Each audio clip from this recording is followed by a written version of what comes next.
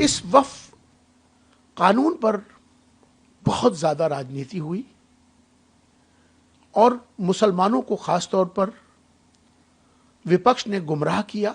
ये बताया गया कि मोदी सरकार इस वक्फ कानून को खत्म करने जा रही है।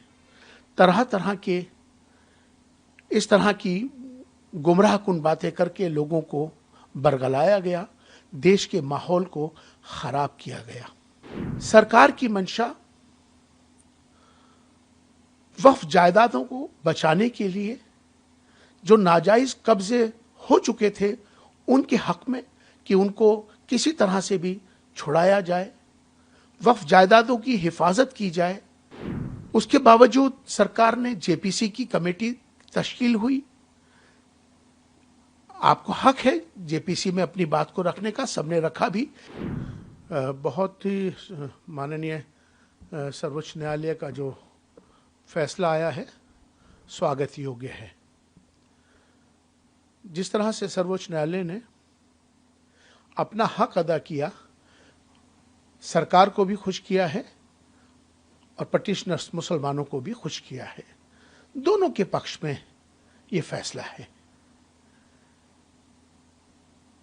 वक्फ अमेंडमेंट एक्ट जो 2025 जब संसद में आया था, तब इस पर एक बहुत बड़ी राजनीति होनी शुरू हो गई थी, जबकि वक्फ संशोधन एक रेगुलर प्रक्रिया है, समय अनुसार होती आती है।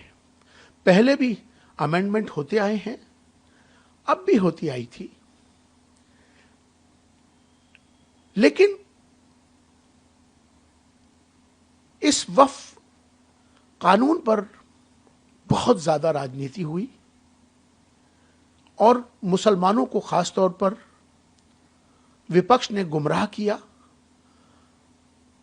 ये बताया गया कि मोदी सरकार इस वक्फ कानून को खत्म करने जा रही है।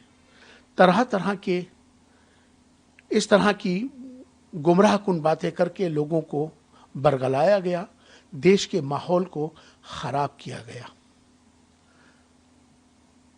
जबकि सरकार की मंशा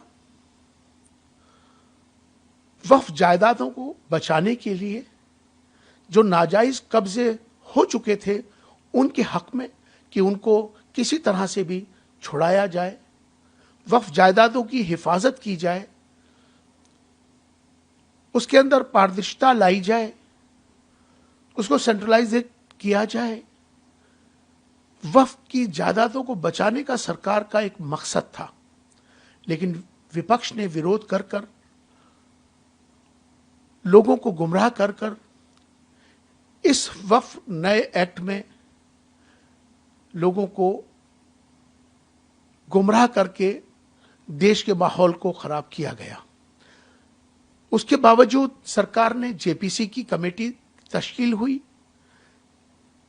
आपको हक है जेपीसी में अपनी बात को रखने का, सबने रखा भी, लेकिन उसके बावजूद भी चूंकि मोदी जी अब तक जो भी बिल लाए हैं उनका विरोध विपक्ष ने किया, उनका समर्थन किसी भी बिल पर उन्होंने नहीं किया। तो मुझे लगता है कि अब जो है इस पर शायद इस पर जो लोग विपक्ष जो राजनीति कर रहा था वक्फ के मामले पर, उस पर शायद अब पूर्ण विराम लगा है।